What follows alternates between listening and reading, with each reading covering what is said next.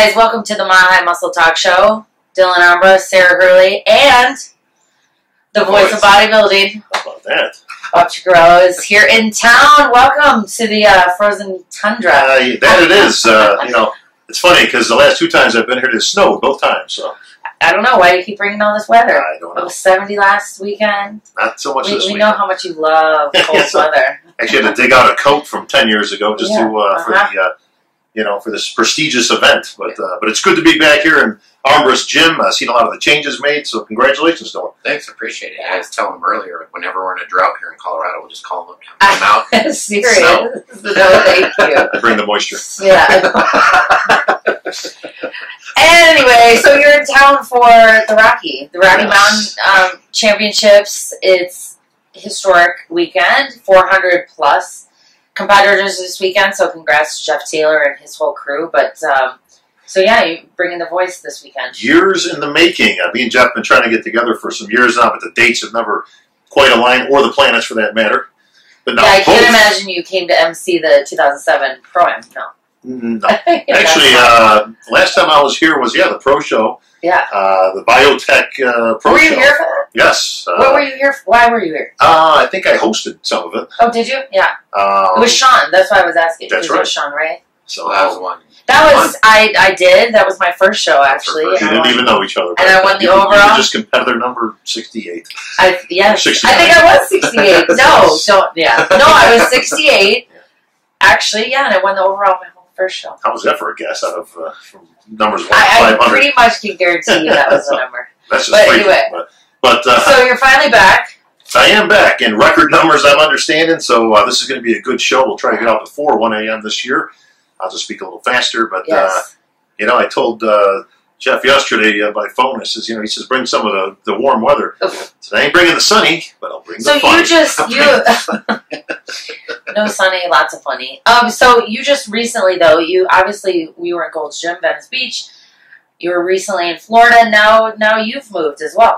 Yes, Atlanta, Georgia. I'm a Georgia boy now. And how's that going? I blend, as you can tell. They can't tell me from the locals. No.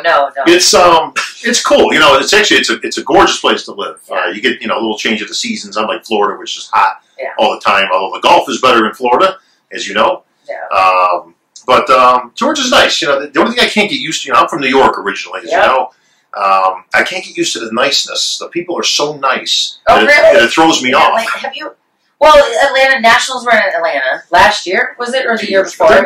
They're just good Southern folk, but they're overly nice. Or again, I'm from New York, so you're looking at people twice, thinking, all right, what's this guy want? Or, and so it's taking a little getting used to, but it's cool. Nice. Yeah, good food and better travel. But not that there's bodybuilding. What bodybuilding is? Nicole Duncan is around there's those a parts. ton. Really? Home of Lee Haney. Are you kidding me? Well, no, I know Lee. Lee lives 20 minutes away from me. Actually, cool. We've gotten together a couple times. You'd be proud of me. Actually, I actually did some functional training. With Lee Haney. With like TRX or with not that functional. We did a whole circuit that we did, which is pretty cool. Walking lunges functional or what? No, we did. I was doing all kinds of crazy stuff, rolling around on the floor and then stretching out. All kinds of wacky stuff, but no, he's out there. There's a whole host of pros. Kim Buck, actually, I trained with her in there.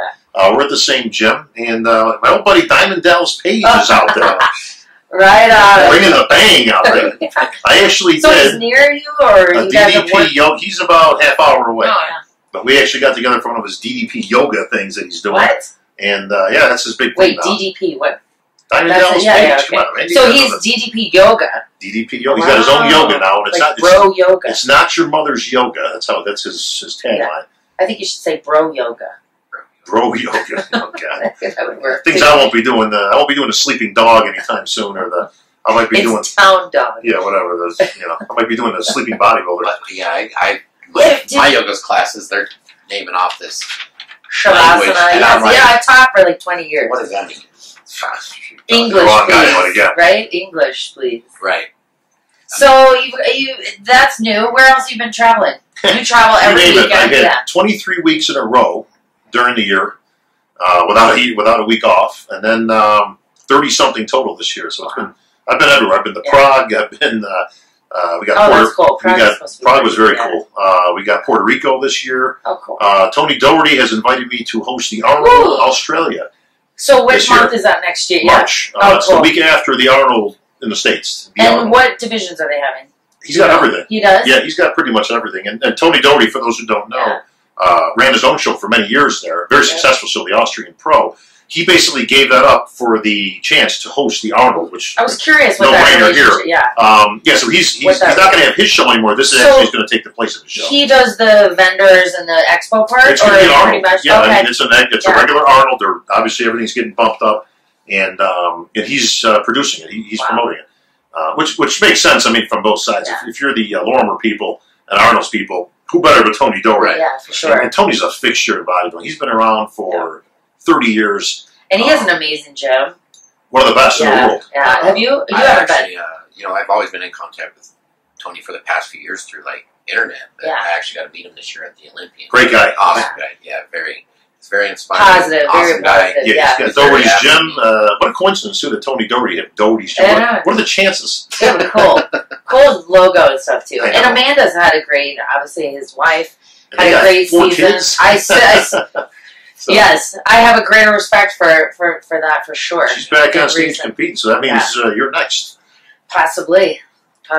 So we'll see about So I see a whole bunch of questions. What do you I got? do, Anything right. good? Got anything good? What do you got? So let me see. Is this from you? This is me. This Okay. is all me. Right. This is all me. I don't So already. next weekend you're going to nationals. National championships next week. I have one more in Dallas, Texas. That'll end the year. I'm off the rest of December, January, and February. What? I'm off the grid. I got nothing. Sweet. That'll be nice. You know what that means? Bob the Builder. Bob the Builder. I got Bob stuff. the Builder, Bob the Golfer, Bob the Family I Man. know golf, unfortunately, in Atlanta in the winter. Oh, So yeah. I suppose not. Florida days, I was out there 3 days a week kicking ass and taking names. You guys miss Peter. bet I you know. guys, Peter McGuff. Peter McGuff I'll see him at the Nationals, but Peter's doing great. Still writing away, doing his thing. Peter, you talk about the historians of bodybuilding. Peter McGuff is on top of the list. He knows them all. Yeah, he knows. he He's been there. It's funny because not that Peter's going anywhere anytime soon, but I mean, we've got a lot of the historians who aren't with us anymore. Yeah. And there are a few guys left really. Bob Kennedy obviously went last year. Yeah. And some of the greats of our game. These are guys who were there. I mean, like when you talk about the 1978, he was there. I mean, he can recall Peter, especially. It just every detail. Oh yeah. He can remember every story. But you would be in that category. I bow to Peter. I mean, well, yes, we know that. Yeah, I'm pretty good myself. You're the next generation of. I try to carry the torch. So. Before we get into that, because I really do want to hear how you became the voice of bodybuilding. And, I mean, you've been around since you started competing when you were 13 years old. 13. He told me earlier. 1979. Yeah. Disco was in. Disco was but on its way out. I caught it the last year or two. I bet you love that era. That was me. Yeah. It's funny, if you saw my high school senior picture, it's Travolta. I would believe it. I believe it. But first, so Nationals next week, can you fill us in on any maybe? So those of you that don't know, obviously at Nationals, that's when the national meetings are held. That's when some big decisions, big decisions are made. So anything you can tell us or no? No. Absolutely. No, nothing. Man, it would kill me. I know it would. So I know a lot of us are curious. We've talked a lot about women's bodybuilding, obviously with Alina Popa. Sure. So any thoughts on that? I got a lot of thoughts on that. Yeah. It's sad. If you don't know his thoughts on that, we may not get into detail on that, but you can research it. Listen, here's the deal. I mean, I love Alina Popa. She's great. I know she's one of your own here. In my opinion, she'd be a 2-time Olympian right now. I thought she should have won last year. Yes. And I thought she should have defended the title this year. So, unfortunately, I don't judge. But that's the way they came down from the judges' table. That said, the tradition of women's bodybuilding goes back to the late 70s, actually, of modern bodybuilding. And as most people know, obviously it's changed greatly from those days. But, if you go back and I was doing a lot of research when I put together all the criteria for women's physique. And I had a pretty good history anyways, but I went back to do a little research just to cover my bases and see, when did things exactly go wrong, so to say? When did the popularity of women's bodybuilding decline? There was a day that women's bodybuilding stood on its own. That they sold out like the Madison Square Garden. Really? Oh, yeah. And it was held separately from the men's show. Wow. They had graced covers, that there were cover shots with some of the champs. They had their own magazines. They had their own internet sites. Yeah, when did that change? When Al Gore invented the internet, you know, and a lot of the sites came up. I mean, they had their own sites that sustained themselves. Yeah. It was very popular. NBC News, you know, covered it back in, or one of the stations, you know, covered it back 30 years ago. But then it seemed to take a big right turn somewhere. And it's no secret. I mean, you know, the more masculine it became, the more hardcore it got, the more extreme it got. When you say like early 90s? You know, the more the popularity went down. Yeah, you can trace it right back to the early 90s. Yeah. This is interesting. When I was doing my research, I collect a lot of the old magazines and memorabilia from bodybuilding. I actually have the first few issues of Flex magazine. I have the second issue of Flex magazine. It's got Lee Haney on the cover, actually, from 1982. There's an article in there from Doris Cicherillo, who's often referred to as one of the first ladies of bodybuilding and all that. Very influential at the time of championing women's bodybuilding, which was in its infancy then. Now, it's only around maybe 3 years, you know, at that point. Ashley has an article in there where she talks about how it's getting out of control. Now, this is in 82. This is in 82, and they're already talking about, well, the girls are getting a little bit too much, and, you know, what are they going to do with it? And obviously, you look at those physiques now. And a women's bodybuilding physique in '82 couldn't win a figure show today. You know, maybe closer to Bikini. Yeah. But they're already talking about how it's going to be a problem. And she actually says in the article, and this is her words, I'm paraphrasing because I can remember exactly, says something about, you know, it's not going to be a problem until testosterone enters the picture. And that's already showing signs, end quote. And that's when it started. And, you know, again, and this is a business thing. It's not a personal thing. Here's what I'm going to say, though. So let's say testosterone gets introduced, okay? It's still not a problem. There's always a problem. Unless but it's still not a problem until the judges choose that person. It's a two-way street. Right? Here's the problem. You're right. I mean, because here's the problem. You can test up and come in, enter the show, and place last. Right. That's problem solved, wouldn't it be? It would, except for one thing. And that was something that came up early on. Whose fault is it? And the athletes sit there and go, well, if the judges didn't reward it, we wouldn't look like that. And the judges say, if that wasn't what was up on stage, we wouldn't have to reward it. So it's the dog chasing its tail. You know, whose fault? It's everybody's fault. Yeah. It's nobody's fault. It doesn't really matter which one it is. It just is. Yeah. And the problem is when the judges, you know, in the judges' defense, and you know, and I'll back them up to a point because I don't agree with every judging decision either.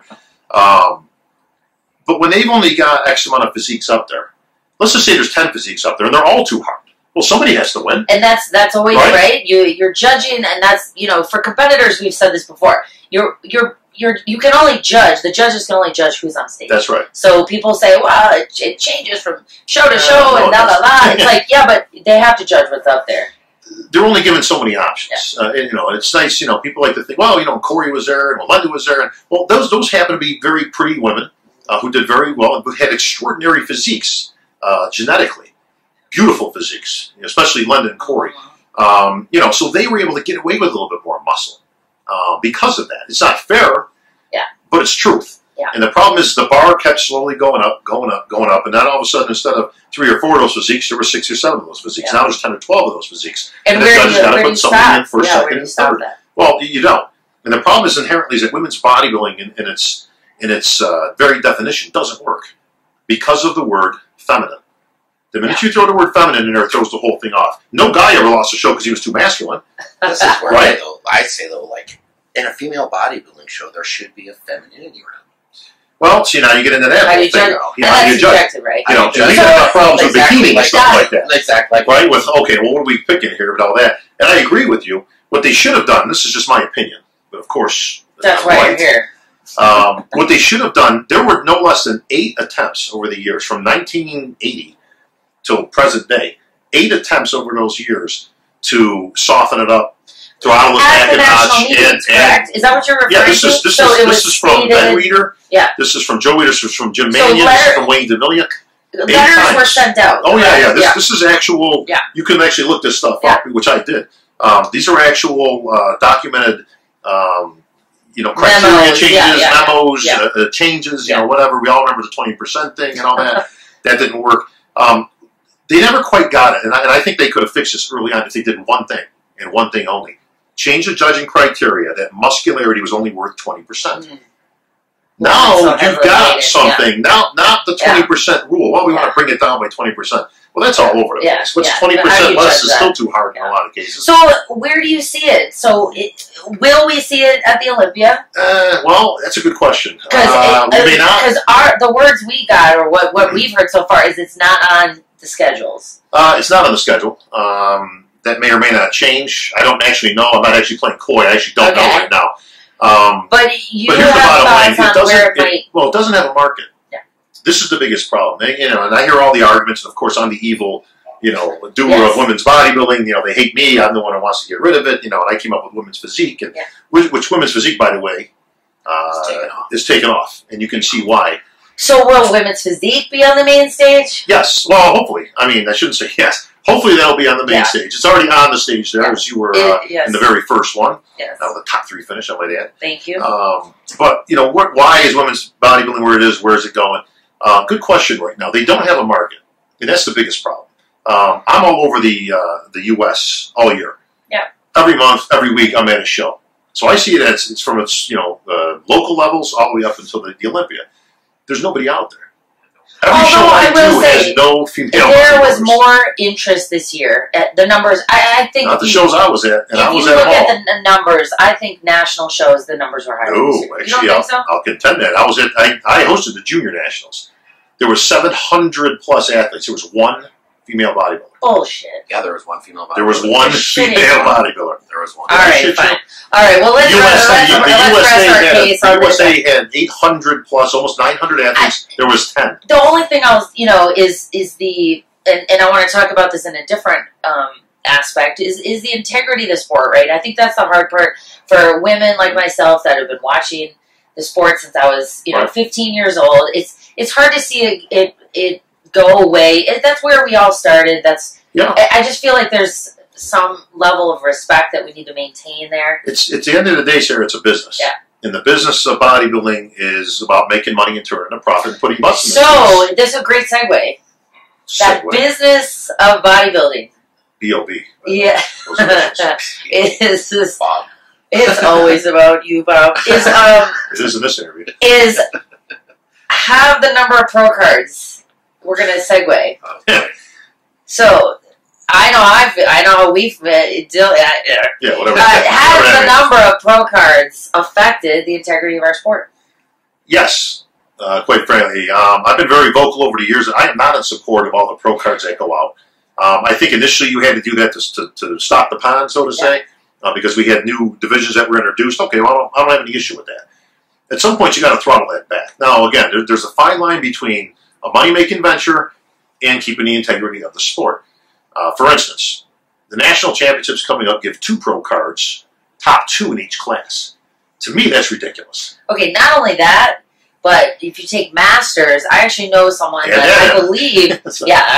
So again, I've gotten flack for that. My feelings on masters, I think you get flack because 10 years ago you didn't get a pro card doing masters. So we were all brought up in this era where getting a pro card was something you really worked your fucking and keep in mind now, I am the poster child. Exactly. I am actually the quintessential reasoning why I'm not in favor of this. So those of you that don't know, shoot, it took Bob 13 years.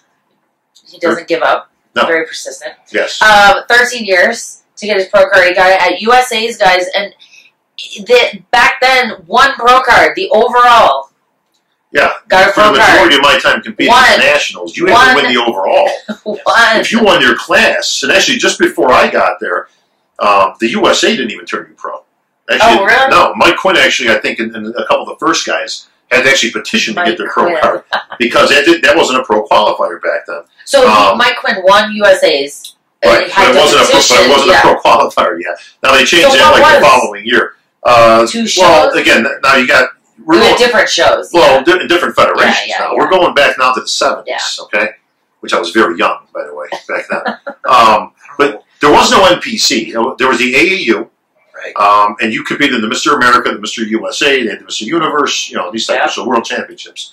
Well, the NPC got formed, and that's why the names changed, by the way. Here's a little history for you guys. The reason that we're called the National Championships, it's not actually like obviously people refer to me as Mr. USA. That you're not actually Mr. USA. You're actually the United States bodybuilding champion. Is the technical term. The National Bodybuilding Championships was the Mr. America. The Mr. USA turned into the U.S. Bodybuilding Championships. And that was a big legal dispute, actually. Oh, wow. Believe it or not, in the early 80s between the AAU ran the other organization? and the NPC. Anybody well, Jim Mannion was actually part of the AAU. Okay. They wanted to split off bodybuilding as a whole separate thing. Thus, the NPC was born. And at some point after that, Jim Mannion kind of took his ball and said, "Hey, who's with me?" Yeah. And his, in his way. Of course. And obviously the NPC took off, and the rest is history. But yeah, you had to win the overalls back then. If you won your class, there was a pat on the back and see you next year. The important thing I think of this is coming from, like I said, someone, and it was common back then, 10+ years to get a pro card, if you ever got a pro card. I mean, listen, there was those genetic freaks who got in there in a couple of years and boom, but they earned it. The other thing, what you're seeing, and you're going to see this, it's time to put on the Bob Cicherillo hat, okay? Because here's what's going to happen over the next year or so. Where do we have a hat? If we did it would say Bob Cicherillo. And here's what's going to happen. All right? You're already seeing signs of it. I'm telling you here right now in this interview. This is what's going to happen. The NPC national ranks are getting depleted too quickly. Okay, you got too many pro cards going out. Top 2s are going at the nationals. And 3 and 4, because what I saw, that was where I was getting at before. If the top two had already, then they're pushing it back to 3. Well, again, you don't have guys in there long enough to get a physique that's worthy of being on a pro stage. What you're already seeing is guys turning pro and unable to really get on a pro stage and do anything, really. And they know that. They're not that delusional. Yeah. So what you're seeing is guys winning a USA or a national title, and you don't see them on a pro stage for a year or two. Yep. This is a clear indication that these guys are not ready for the pros. Right. All they're going to do is get on, and if they do get in there quickly, they're going to get their ass handed to them. And, it's going to discourage people. This is time that you should be in the minor leagues. It's like in baseball. And really, I wouldn't you're in the minors until you're ready for the pro. They bring you up and you're ready. Not when, okay, we're going to bring in 10 guys. And I would say the same, I know you're kind of speaking about bodybuilding, but it really is the same for any of the other divisions. Well, it's a little bit different in the women's, and especially bikini, because if you notice, I mean, there's more pro cards given in the girls' divisions than any other ones. But you don't see the numbers reflecting that. Correlate. No. For the numbers that were given out in pro cards, like for instance at the Nationals this week, I'm guessing there's probably close to 70 pro cards given out. Most of them in the women's, okay? But you won't see shows of like 50 girls in a bikini class. Why? And the answer is simple. A lot of those girls who get their pro cards don't compete. Yeah. It's interesting as to why that you would take the time and the effort. Yeah, we've talked about this before. Is that just like an ego thing? Like I think some of them, maybe they just want that title. They want the IFBB status, maybe for their personal training, whatever it is. But a lot of those girls have never taken the stage. Maybe they compete once and then they're gone. I just get worried that, it's like I said, I already feel like it doesn't have the power that it had. It doesn't have the sort of magnitude having a pro card. And like I said, at what point then who cares about the cards? Well, this is something that they have to look at. I'm not in favor of top 2 in any division. I say if you get to at least win your class. Yeah, right. You weren't good enough to win your class. How the hell are you going to be as a pro? Keep it as the winners. I don't have any problem with class winners. That's fine. Make another pro qualifier then. Then you make another show that's worthy of getting a pro card. And then you give out numbers. Or, I think we talked about this in the past, having to compete regularly. Another idea, instead of just kind of having this card that... Keep your pro card, Yeah. I mean... I don't have any issue with that. Yeah, right? You've got to step on stage in the first 2 years. I think it would obviously get more people... That was actually proposed last year and it got shot down in record time. I didn't think it was that bad of an idea that making people have to step on stage to retain their pro card. Listen, they do this in golf. They do this in a lot of other sports. You got to qualify. You have to qualify again for the next year's events, or you have to maintain a certain average. I feel like there's going to have to be some additional level added here at some point. We'll see. Time will tell. I mean, and one thing I'll give to Jim Mannion and the Pro League is that they are receptive to change. Well, they're smart business people. Well, and that's a lot different than it was in the old days. Under the old leadership, they were not receptive to change, and that's why we stagnated for so long. Jim has always been open to ideas. I've given him many proposals, most of which have been accepted. Some weren't. But I think most of them were pretty solid, in developing the 212 class, which has become very popular. Yes. The women's physique, and my pride and joy, of course, bikini. Of course, every man's pride and joy. Hey, Oh, that is the worst part to sit through a show. It may be, but let me tell you something. Let me tell you, and you know what's funny, Dylan? That was rejected originally. Really? About 2 years before we actually got it in, I went to Jim with this crazy idea of having this bikini division. He kind of shot it down because we already had figure. And he says, what's the difference? It's the same thing. This is not what I'm thinking. I'm thinking more like Hawaiian Tropic, kind of, TNA kind of style, but on stage. And he says, it'll never work. And he kind of, shut it down. Well, that's kind of how they felt about men's physique as well, right? And let me tell you something, for those out there who keep, on the boards and all that, they need to get rid of the board shorts. And why don't they wear the short things they show their legs? Listen, is it too popular? Yeah. Is that the problem we're having there? Every show I go, there's 100 of these guys. Do you know why it's so popular? Because it's not bodybuilding. Well, it's more attainable. The minute it becomes bodybuilding, you can kiss it goodbye.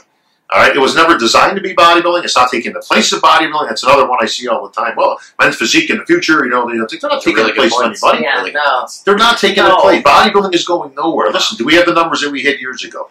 No, we don't. But that's more a reflection on society. Well, there's more shows, though, too. Well, that's got almost nothing to do with it. What it's got everything to do with is society in general. It's tough to get a 14, 15-year-old kid these days and convince them that with 15 years of hard work, right? You can be, we live in what I consider a drive-through version of life these days. Everything is at your disposal. You can order anything online right now, 24 hours a day. That's the challenge for people that are sort of real. Kids are not used to putting that kind of work ethic into a sport or anything. But that's what's hard for people that are, people that truly love the sport, have worked hard. I mean, I would put obviously both two of you in that category to get where you appreciate that hard work, but there's still going to always be those freaks. We're always going to have our niche, and that's fine. And people, what do we have to do to be mainstream? What can we do to be mainstream? We're not going to do anything to be mainstream. Speaking of that, speaking of that, there's also, we never got the final word on why it was not. So do you have info on that? They shot my other side. Okay, so the question is why? I told them to shoot my good side. Why did they not end up NBC? Obviously did some 2 90-minute segments that never got aired. Yeah, this was hugely disappointing, especially for me. This was my Ryan Seacrest moment. I saw you at a new fancy I should be doing The Price is Right now and other assorted things on TV because they saw this footage and said, we got to have him. I don't know what happened. I mean, I actually don't. And again, I'm not being coy with that. I just actually don't know. All I do know is there was some internal battling right off the bat between AMI, who obviously had the rights to that, and NBC, who was showing it on NBC Sports Network. What's disappointing to me is, I put this out all year. Again, I'm somewhere every week. So every week, I'm out doing my thing. Hey. Folks, first time in 30 years, I'm on network TV and, doing my thing out there. And, a big applause from the audience and this and that. And at the Olympia itself, we had, over 10,000 people sold out. Everything was sold out Olympia weekend. The press conference not only was sold out, but we had 400 people waiting outside that we couldn't get in. 400. Which I love because, this is something we've worked on collectively for years. And hats off to Robin Chang and his crew for that and their vision. And basically letting me do what I do. Because without that, we got nothing. Yeah. But everything was sold out. Everything was super So we don't know. I think everything comes down to money. Yeah. And this is just my personal opinion. I don't have any insight on this. This is just purely my speculation. Although I may not always be right, I'm never wrong. What I'm guessing is that there was a discrepancy over the content that was going to be shown. Although I'm not so sure it was AMI that was pushing for more bodybuilding. I think it was NBC. Interesting. So at the end of the day, now you get into revenue share and a bunch of other things. Yeah. Obviously, somebody wasn't seeing eye to eye. It was hugely disappointing. Oh, yeah, I'm not going to get into that. But it doesn't really matter what answers give. The bottom line is I was sitting there with my popcorn, ready to see myself come on stage and do that. I know, and that was the disappointing. It really was the final hour, it seems. Well, you talk about taking the air out of your sickness. I mean, again, you're talking 30 years now. I remember when it was on. So this is, but you've been on TV before. Not the same, though. It's not the same? The cool thing was, listen, aside from the disappointment of it not airing, and again, I don't know if it will ever air. Maybe they'll put it out at some point, although to me it becomes less relevant as time goes on. It's not like you watched the Super Bowl, 4 months after it was shown. But the show itself was tremendous. Yeah. Well, a lot of historic events this year. Well, we had, listen, we had a tribute to Joe Weider, obviously, which, died the year before. But it was late in the season. We wanted to give Joe his props. Yeah. And I find myself, I got the greatest job in the world. I'm on the Olympia stage. We got 10, 11,000 people packed to the segment. I've got Franco Colombo. I've got Samir Bannout. I've got Lee Haney. I've got all these greats of the sport that I'm out there and I'm standing right in the middle. And at some point you sit there and you think to yourself, like, wow, this is kind of cool. How did you get there? Because, I mean, you started competing when you were 13. Mm-hmm. But how did you segue? Obviously, you had a successful pro career. I believe you qualified for the Olympia twice. You only went once. Yes. So why didn't you go in 2006? I won the Masters World Championships in 06. Is a ring to prove it? And I hung them up. So you had already made that decision? Yeah, I did. Huh. That was going to be my last show. I was already hosting the Olympia. So I was kind of at a crossroads of my career. Now, at 40, I never really had any intention of bodybuilding into my 40s. So I figured 40 is enough. Then you should probably be doing other things. I never wanted to be that guy on stage, you know? Well, and obviously there's a host of other former bodybuilders that have segued into supplement companies. Sure. Rich Gaspari, obviously Lee Labrada, various others. But, I mean, you're one of the few that have truly made a life out of this, a business out of this. Business of bodybuilding. Business of bodybuilding and at BOB. And so where did that turn Here's where it all starts. Okay, we go back to, I was with Flex Magazine at the time. AMI ended up buying them and taking over the Olympia. And the Olympia, the few years before I came in the mix, was a disaster. And I'm not saying that because it was... How so? It was not good. It was the low production. budget. It wasn't low budget. They had the wrong people in the wrong places. Oh. And when I say disaster, I mean they had problems from the MCs right to the production. It was very amateurish. And it kind of got into a funk of that. And this is the Olympia. You're expecting a little bit more. And I was begging Robin Chang to give me a microphone. Begging. Now I had done hosting in the past in Rochester, New York, where I grew up. Jim Raquel. So let me host a show. So you emceed shows. I had some. So take us through, because then you went to California.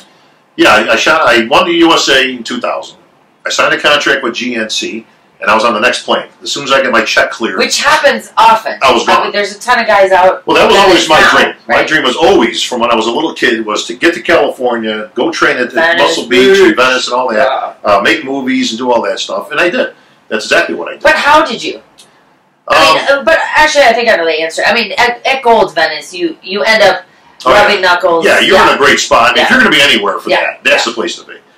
So you just got connected that way. Yeah, I mean, I went out. I went on some auditions. You meet people at the gym. All that kind of stuff. I got some commercials. I got some small parts in some movies, which I still get residuals for, which is kind of funny because I'll get a residual check now for like Malcolm in the Middle of Dodgeball for like $4. Sweet. Hey. Yeah, well, they trickle down. It's a nice coffee for you. Hey, it's a Starbucks. And so we get to 2004, and I'm literally begging Robin Chang for a microphone. I'm like, bro, I can do this. So you had already done these things. Yeah, I had done all kinds of stuff. Was American Gladiators before that as well? That was way before. That was, you're talking 91, 92. So, I mean, you have a lot of history. Oh, yeah. I'm not shy on a microphone, as you know. So those of you guys know, obviously, Bob was Titan on American Gladiators, my favorite show growing up. Yeah, that was me. Yeah. And that was great, but it gave me all kinds of opportunity to be in front of a microphone, and so now we get to 04, and Robin agrees to let me do the press conference with Triple H, the wrestler. So I'm like, great, so I got my shot, and me and Triple H do this press conference, and the press conferences before that were pretty boring. Yeah. Wayne DeMillia was up there, who was in charge at the time, up at the podium, and the audience would ask questions, which were all set up from their friends. Yeah. And they really weren't that great. My vision was. They really haven't been that great up until the last few years, though. No. Up until I took over, quite frankly. Okay, well. But my vision was always. I mean, you can't just have everybody. Yeah, exactly. Press conferences are inherently boring. We shouldn't even call it a press conference, really. We actually, for a time, we were going to call it. Let's everybody kiss everybody's ass. Pregame. But you see where I'm going with that. That's exactly what I wanted. Was we got to bring the personalities out into the sport. I got a chance to train alongside Hulk Hogan for some years in California, and the Hulkster was great. And he'd come in there, and his son was in there at the time. And we were talking once, and he says, I admire what you guys do. We were talking some shop, and I says, what do we need to do to get that entertainment value like wrestling has? He says, let me tell you a little story. And he actually talks normal when he's talking. He didn't, brother, let me tell you something, brother. He was talking normal, and he says, He says, I learned pretty early in my career that, a suplex or a leg drop or anything like that inherently wasn't that outstanding. Yeah. But it was what I did before and after that made a difference, and thus the hand, the ear, and all, the playing to the crowd and all that stuff, the mannerisms. He says, and that's why I understood that was what wrestling was all about. It wasn't the actual act of wrestling. That stuff's been done 1,000 times, it'll be done 1,000 more. It's what you did before and after. He says, in your sport, he says, when the personalities get as big as the physiques, now you got something. And I always remember that. I always remember it. Well, it's happened a lot of years. That happened this year. But Shay did this year, and again, now 10 years later, me and Triple H did our thing, which was great. Yeah. And we did a little setup skit there where it looked like me and him were going to kind of go at it and all this stuff. At the press conference. Oh, yeah. This was great because nobody knew we were going to do this. Actually, you guys, you all have to go out there and, I don't know, YouTube. I mean, that's out there. It's on YouTube. Yeah. But you'll see me and Triple H, and we kind of get in each other's face and all this. And, it actually got scrapped originally. I had this whole plan. Of course. Oh, yeah. And we're going to do this whole skit, and King Kamali, my buddy at the time, we used to kick around. I was going to have him come out there. We had this whole melee set up. Yeah. And it kind of gets, AMI, that was the first year they bought into the I can't imagine Robin would totally love that. Robin wasn't really on board yet. Yeah. He's a little more reserved. Well, I brought this up, and they're like, it's the first year we had AMI, maybe we shouldn't do this, So I'm like, all right, well, this is what it is, right? We're backstage minutes before we're going to go out. Me and Triple H are going over what we're going to do. And I says, I said, man, I had this whole thing kind of worked out, this and that. He said, well, what you got? So I told him, and he goes, man, that sounds great. Let's do it. He said, why don't we do it? I'm like, well, I can't really. I mean, I'm under contract with these guys. They'll fire me. He's like, well, I ain't under contract. I'm like, hey, listen, if you start something up, I'll go with it. So I let him initiate it just to keep me clean. And we ended up basically doing it anyways. But to this day, I still get people coming up saying, "Was that real? Were you guys going to fight?" So that's how you. So that's how it started. Now, and every year after that, it got a little bit bigger, a little bit bolder, a little bit better. Now we get to this year. The big question that keeps coming up. Well, no, you forgot. Then you added Puniverse. The Mr. Puniverse, we started that. That's enough. I had to beg Robin to do that. Years. He says, I need a filler for like 20 minutes in here. I'm like, bro, I got it. If you guys haven't, like the Mr. Puniverse. He's like, what the hell is that? Have you seen this? I haven't seen it. God. The Puniverse is a show that we do at the Olympia. It's on it's basically between the Bikini, the Flex Bikini Model Search, and the men's or something. Yeah. They basically had to do the scoring and all that, and we need like 20 minutes to kill. Robin says, I need you to come up with something to kill like 20 minutes. So I come up with the Mr. Puniverse. And it's basically the complete reverse of it. It's an anti-bodybuilding. So the guys come out of the audience. I get the skinniest bastards I can find. It's all by volunteer. Every year I got 10 to 20 guys up there. And like a few years ago, the guy brought his trophy back. Oh, yeah. We actually had a defending champ come back. And these guys look like a pencil, man. I mean, they are pencil geeks. But anyway, I got all kinds of wacky ideas I come up with. But we get to the press conference this year. And I've had this question to me more in the last couple months than anything else. Was it set up? Everybody wants to know if it was set up between Kai and Phil. The answer is... But the reason is you have tried to, for years, to pull anything out of Kai. I mean, right? You've asked Kai's an interesting soul. For those who don't know, and I'm sure everybody does watching this, Kai is about as round as they come when it comes to answering anything. So, the simplest of questions, Kai, how you doing? Well, hello. How you doing? How's anybody doing? Exactly. You just never know where he's going. So, exactly. Now, here's what I did, though. I will admit to this. I actually talked to Kai in the back before we went out. I did tell him I needed him to supersize it a little bit. Listen, we got NBC cameras rolling. Not that it was. So now we know. Now we know where this. Well, wait a minute, though. But nothing was scripted, though. And all I said was, "Look, I need you to bring it." He says, "What do you want me to do?" I said, "I just want you to be yourself. I just need you to bring it. Just be Kai. He spoke how he felt. He said, "No problem." He says, "You got it." Oh. I said nothing to anybody else. Okay, so now you guys can see the rest. Now these guys go out there, and Phil and Kai, they ain't breaking bread anytime soon. Okay, that is very real. They don't really like each other. Yeah. Okay. Maybe years from now when they're old and they can wax those off, we'll go out the Olympias. Right. Right now, it ain't happening. Yeah. Okay, they ain't exchanging Christmas cards. And they kind of started getting into it, and that was all. None of that's scripted. It's all real. Whatever came out of their mouths came out. Now all I do is I take the prod. And I jab him every once in a while, which is what I do. Yeah, you definitely jabbed him because he didn't say anything 2, 3, 4, 5 years prior to that. Good. You know what I mean? And listen, and I use that to my advantage with Kai in the past. I'll have some fun with him, take some liberty. But that's what you got to do with these guys. Look, bodybuilding inherently is not an exciting sport when it comes to that. Get the personalities out there. Listen, we've got guys, you know, you talk about your wrestling, you know, connections and all that. You know, we've got the Blade. You know, we've got the Wolf. You got the Gift. You got, I mean, everybody's got a nickname. Everybody's got a persona. Everybody's got whatever they got. We don't have to invent characters. We've already got them. We do. And it's like, great. You know what? Just take that and put it out there now, because indifference is what's always killed bodybuilding. And I think that's what you have done through the years. And that's why, obviously, you've been successful in parlaying, you know, your bodybuilding career into, you know, your career, your life, your business. You know, and I've taken entertainment, you know, for what I do now on stage, you know, where I host a show and, you know, listen, you know, I'll crack some jokes, clearly at the athlete's expense. But listen. Which is always entertaining. Everybody's there to have fun. But they don't know. That's what's so great. Listen, if they do, they do. If they don't, they don't. I mean, listen, there's a fine line, I mean, that you have to, you know, I try to straddle it. You don't want to be rude, you know, but, you know, listen, they got family in the audience, but by the same token, some guy's out there doing something goofy. I mean, look, he wants the attention. Yeah. And I'm going to be the first guy to sit there and take that and supersize it. First one to tell. Listen, I'm there to have fun. I'm there to make these things interesting and entertaining. You know, some of these shows are long. Some of them aren't the most exciting things. So you do as much as you can to make them fun. Yeah. And that's the bottom line. And you serve as the IFBB, what would you... Pro liaison. Yeah. The pro athlete representative. Did you know that? I knew that, but I didn't know it was still going on. Yeah. Do you guys have meetings? You know... No, he's the only one. Yeah, just my own thing. Well, we actually, the way it used to run is we used to have a meeting every year at the Olympia that we would pretty much have a bunch of people in the pro league together, and that's where things would be brought up, like proposals, things like if I had a new division I wanted to create. So if you want to talk to Bob about anything, you just sell your cell? Well, what it's evolved to now under Jim Mannion's reign is that now we'll change things as we go. We don't have to wait a whole year. In the old days, you had to kind of have to wait the year. And, you know, Jim was like, look, if we want to change something, if it makes sense, let's just change it. Why do we have to wait a year? You're in charge, you know, you make the rule, Jim.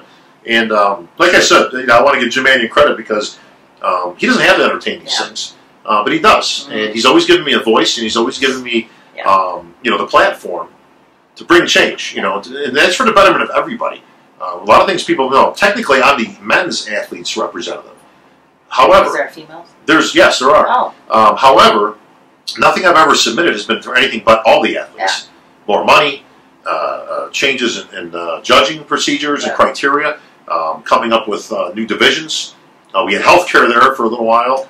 Whoa. That was a difficult thing to get through, but that ended. Nowadays, we're not. Yeah, now with Obamacare and all that. Bit to dust, but you know, we've made many changes over the years for the betterment of the athletes, and money is always still number one. Yeah. Athletes need more money. What can we do to get them more money? Listen, we do everything we can. I mean, the promoters are there to make money. You know, for those who on the internet still who want to ask. Speaking of which, though, I see the prize money go up every year in the Olympia and the Arnold. Yes, but it's at the exact same as it was for the your. I mean, other than like the New York Pro, the prize money is up. But like you go to the Toronto or you go to whatever shows have been around forever, and it's still $10 grand. You win $10 grand. Yeah, well, to the point where we raise that up. The athletes have a bigger voice than they think, and this is something I've been trying to get through to them for years. They're the ones that actually control the sport if they knew it. And the problem is getting everybody on the same page at the same time. Definitely. For instance, let's just take any show in particular. We'll call it Show X, okay? And their prize money is $10 grand, okay, whatever. If the athletes are going to support it, why bump it up? You know what I mean? Yeah. Go to other shows. Yeah. The athletes have all the voice in the world to make change if they want to by supporting what they feel is supporting them. Now, unfortunately, what you have is you've got a whole bunch of the haves and the have-nots. You've got people dying to get on the Olympia stage. They can care less about the prize. Absolutely. Now, keep in mind, we're dealing with a sport, and we're going to go to the national championships in 2 weeks. 1 week. You're going to have over 1,000 athletes there who have all paid thousands of dollars to prepare, who have taken a lot of time out of their schedules in their life, putting their lives on hold, who will spend $300 to enter the show, who family will spend hundreds of dollars on tickets, and they will get a trophy if they're lucky, and a pat on the back and a C on the pro stage if they're fortunate enough to get that. With that kind of mindset and mentality, it's very difficult to, once you get into the pros, to have to keep increasing all the purse. Yeah. But, like I said, the athletes, all the power is within the athletes themselves. They have to pick and choose what to support. Now, by the same token, if the promoters are smart, they'll keep increasing and all that to keep the best athletes coming into their shows. And that's really what you see is the quality of athletes, right? Based on... Yeah, I mean, listen, you're only going to go so far with the C team. Yeah. You need some A-list players out there. And, let's not mince words. Everybody's a champion. Listen, I don't fall into the third grade, the T-ball mentality. Everybody gets a bat. Okay? Yeah, let's not... Listen, we're in a competition that is based solely on performance. Yeah. The lion's share goes to those who win. Because another question that comes to me all the time is, hey, I see the Olympia prize money increasing, but it only seems to increase for the top 5 guys. Yes. And you know why it does? Because those 5 guys account for more people out of those 10,000 than anybody else in the show. Yep. Easy. People are coming to see Phil Heath. They're coming to see Dexter Jackson. They're coming to see the Big Bad Wolf. They're coming to see Big Ramy. They're coming to see this small core of guys. That's where the money gets put into. Yeah, for sure. Also accounts for another question everybody wants to ask us is why doesn't the money equally get put out? Bikini, this, that, whatever. If you look, it actually goes in accordance to how long they've been around. Yeah, absolutely. Men's bodybuilding is the staple. Obviously, that's number 1. That gets the most prize money. Yeah. The top 5 or 6 of that certainly gets the lion's share. Then you keep going down, actually, as when these classes were introduced. Yeah. Because I get a lot of people asking when the 212 money is going to go up. Yeah. And it has gone up. Yeah. And I'll give credit once again to AMI and Robin Chang, who continuously bump it up. We were at 1.1 million this year in person at the Olympia. Yeah. And that's the important, I think to make note of is that it's increasing. But like you said, the athletes have more of a say than they think they do. It's just, like I said, those second-tier athletes are always going to go. It all goes back to what we were talking about 20 minutes ago where they're giving pro cards out to too many people. Yeah. Because, other than the top 8 at the Olympia, you go past that, I don't even know who these guys are. And they all obviously turned pro in the past few years by the easier qualifications. A lot of new faces. Yeah. A lot of new faces. Yeah. And you like Bob said, you used to that's where you used to build your reputation.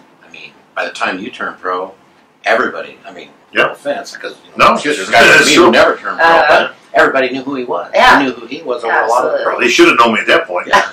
Right. So, do you have one or a couple of your favorite moments over the years of bodybuilding? Bodybuilding in general, or just like the Olympia? All of it. Yeah. Wow. There's a lot. Winning the junior nationals in '87 was huge because it literally put me on the map. And again, we're talking '87. No, there's no internet. There's no nothing. It's kind of a funny story, but I win the junior nationals. It was in Toledo, Ohio that year. I win the overall. And, I get home and, we got the big party and the whole thing. And about a month or 2 later, I'm in the store, going to buy some of the muscle books and all that. Where? Just at the supermarket. In New York? Yeah, this is on the upstate New York. I'm in Rochester. So you're in New York. Yeah. You won in Toledo. Yeah, so this is probably in June or July. Yeah. So somewhere in the fall I'm in there, and again, magazines took a couple of months to come out. And I'm in there and I'm standing at the magazine rack. I got my arm folded. I'm looking. And all of a sudden I'm looking down. I'm looking at myself standing like this. And it freaked me out for a second because I'm like, whoa, what am I looking at? I was on the cover of Muscular Development. It was actually my first cover. And the pose they used was me standing there with my arm folded. Now, of course, I got no shirt. It's a bodybuilding shot. Yeah. But at some point, I'm staring at myself standing there, and I'm like, what the heck? I'm waiting for Rod Serling to come out. Wait, you did not know you were on the cover? No, there was no internet. There was nobody calls you and says, hey, man, you're going to be on the cover. What? You found out you were on the cover when you were on the cover. So, of course, I bought up all of them, you know what I mean? And it's kind of like the NBC News magazine. Yeah, yeah. But that started my ascent into the national. Now, from there, I went on to the, by the way, just as a side note, that was even more satisfying because I actually went to the juniors in '86. That was my first show in the men's division after a very successful teenage thing where I won like 17 teenage titles and all this. Yeah. So I came into the '86 juniors like I'm gonna bulldoze over these people. Yeah. Didn't make the cut. Did not make the cut. Wow. Yeah, which was a huge humbling. Yeah. So I trained with blinders on from '86 to the '87 juniors and then won the whole thing. Yeah. So that was going to be enough of that, Went to the '87 nationals, and on and on and on. But some of my favorite moments, winning my pro card was everything. Sure. The USA became my Olympia, in effect. I could have died the day after, and I would have been good because I made it. This was 13 years in the making of at the national level, and I had years. I was the guy. I was next in line, write-ups in the magazines, cover shots. Going pro soon. Next show's his, and second place, fourth place, fifth place, You know, and then we started juggling things up. Then we started making changes. You know, and the more changes I made, the worse I got. You know, long story short, you know, came back from a back injury in 98. Took second in 99. Finally got my pro card in the 2000 USA. And the cool thing was these are guys that I knew my whole life, basically as a kid. Jim Raquel, Jim Mannion, Art Bedway at the time, you know, who was around. I mean, all a lot of these faces now, Peter Potter. And I'll never forget, I get on stage and John Lindsay comes up. And, the captain was there. And Jim Mannion was there. And Jim had a very light colored suit on. It was like this color. It was almost like a light gray, you know. And I'll never forget, I get up there, and again, this is 13 years in the making, you know, tears are coming down, the whole thing, and Jim comes up, and he hands me the trophy, and he shakes my hand, and he says, nice job, chick, you finally made it, don't touch the suit. That's awesome. That was my foray into the pros, don't touch the suit. So he gingerly raised my hand, and I got color all over. Yeah, so I was, you know, 2000 USA was obviously my highlight of my career. Yeah. 02, I took second at the NOC to Marcus Rule, who decided to show up in his all-time best condition. Thanks a lot. Yeah, thanks a lot, Marcus. Was he smoking cigarettes? Who cares? He won. It was like Beauty and the Beast there, bro. You know, I'll let you guys figure that one out. But it qualified me for the Olympia, along with the Southwest Pro, where I took second to Darren Charles. So, went to my first Olympia. That was very cool, very surreal. You know, that was in 02, and then went on from there. Won the 06 Masters, and like I said, I had to make a decision because that qualified me for the Olympia. But you were already supposed to be hosting the Olympia. So Robin says, well, what do you want to do, champ? Yeah, but I think that does say a lot about you. I mean, most people would have wanted to compete, where I think you saw what was to come after that. And obviously, look. What I should have done was announced myself and then ripped off my suit with Velcro. That would have been cool. That would have been. You talk about that would have been a good moment. No, to me it was an easy decision. It took 5 seconds to figure this one out. But where am I going from this point forward? And something deep within inside me told me I wasn't going to be beating Ronnie Coleman anytime soon. I don't know what it was. It was a little something, but something told me I'm not going to be beating this guy. So we might as well look. You're going to be 49 in December. Yeah, thanks for bringing that up. Yeah, hey, I appreciate that. I try to, I research these facts. A couple weeks. Where do you see what's next for you? Because you've been sponsored by everybody. You've been on TV. You've done movies. Titan from American Glad. I mean, what else? What else do you Captain see America, yourself? don't forget that. Oh, that's right. Yes, don't forget that. So what's next for you? We keep going. I'll continue to host shows. Kind of bringing my brand worldwide now.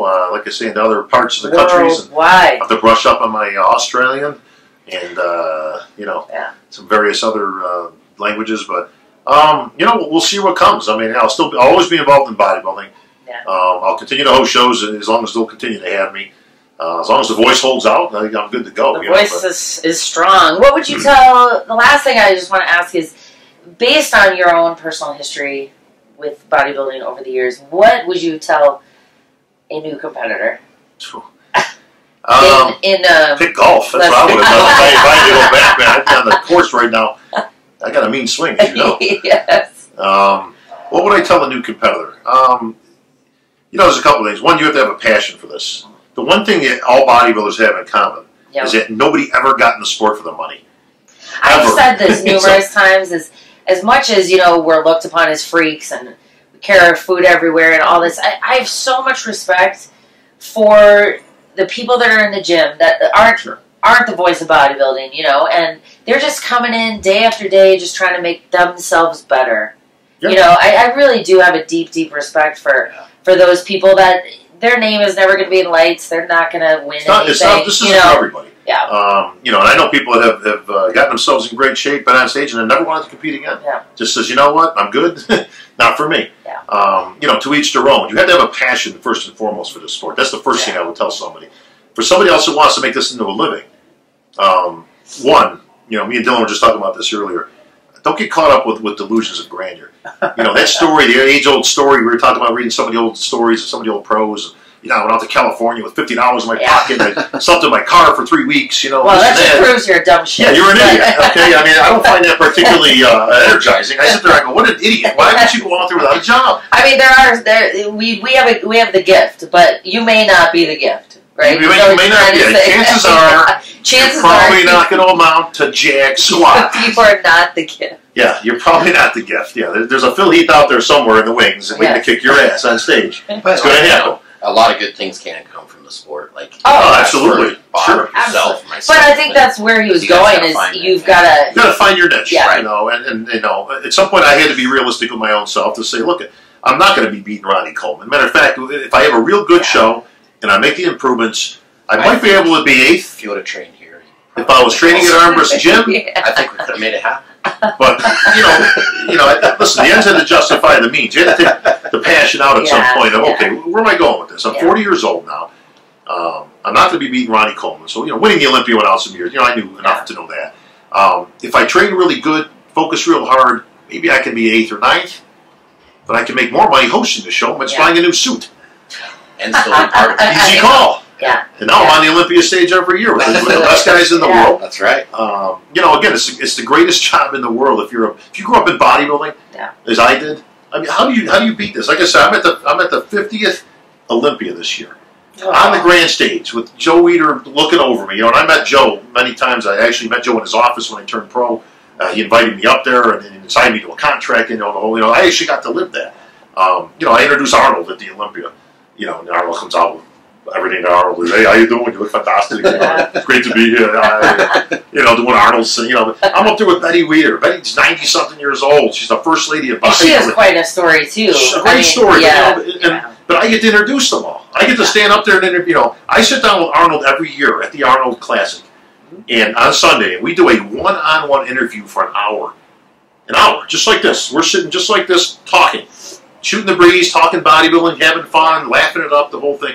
Nobody in the world used to do this. I'm not being facetious when I say that. No, it's the facts. Arnold's going to do a movie, Expendables 100, whatever. He's going to go do an interview. You got him for a minute and a half, maybe. He's going to go do an expose. They got him for maybe 30 minutes. I get him for an hour every year. Yeah. Nobody gets to do this. Yeah. So, it's the coolest job in the world, and I'm right there in the mix. Best seat in the house. Right. This is true, and that's what I would say, too, right, is find your niche. People now, I see people making suits, photographers. There's a lot of opportunity. We talk about the bodybuilding industry. It's not just, again, we use bodybuilding as a general term. Yeah, sure. We say bodybuilding, it's all encompassing. Bikini, women's physique, men's physique, whatever. Bodybuilding is bodybuilding. It's just different degrees and divisions. Sure. But you got suit makers. You got one right here. Yeah. Making suits for competitors. Photographers. People doing color. I remember when Stacy came out with Pro-Tan. Seriously, in the early in the 80s. I remember when Pro-Tan came out. So Dream Tan was before that. Oh, well, that came out way after, but but now you've got companies doing it, and they make bank. They make thousands of dollars at a show. Obviously, now it's evolved. In the old days, you had the sponge, and you did it the old school way, but this was the greatest stuff in the world. Now you've got companies doing it. Promoters making full-time livings now. This isn't a part-time gig now. You're putting on a number of shows. My buddy Jack Titoni, Ed Pariso, and Betty, who I've worked with for years on the Europas. The Europas now, which was the Southwest Pro that I had mentioned, that qualified me for the Olympia, was the Southwest Pro. It was a show. Yeah. They made that into what you now see as the Europa Expos, Games. 4 of them per year, thousands of people at them. Yeah. So bodybuilding has given a lot of us the opportunity to make all of us make a living in bodybuilding. Absolutely. Long live bodybuilding. Anything else you want to say while you're on the spot here? No, that's going to pretty much sum it up. That's going to wrap things up here at Armbrust Gym. We're doing Armbrust and Sarah Hurley. This is Bob Cicherillo saying, see you next time.